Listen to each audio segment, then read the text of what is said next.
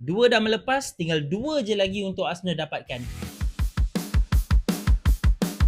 Awal pagi nanti, perlawanan quarter final Champions League membuka tirai. Perlawanan tumpuan untuk aku tengok malam ni adalah di antara Sporting Lisbon dan juga Arsenal. Selepas dikecewakan oleh Southampton dekat FA Cup quarter final 2-1 dan terlepas diorang punya treble, asalnya quadruple, Arsenal akan turun dengan ketiadaan Bukayo Saka di bahagian right wing. Tapi pada aku tak menjadi masalah sebab Noni Madueke kembali daripada kecederaan untuk menggantikan tempat Bukayo Saka. Untuk awal pagi nanti, fan-fan Arsenal mungkin akan berharap Arteta akan menggunakan kesebelasan terbaik dan bukan menurunkan Kepa Arrizabalaga dan juga menurunkan diorang punya penyerang yang pada aku sekarang dah mula menunjukkan ketajaman dia, iaitu Victor Gyökeres. Arsenal aku pasti akan all out bermain dekat Sporting Lisbon untuk mendapatkan kedudukan yang selesa untuk bawa ke Emirates next week. Arsenal aku rasa akan bermati-matian untuk dapatkan skor yang selesa untuk bawa ke Emirates. Aku punya prediction adalah Arsenal akan seri sahaja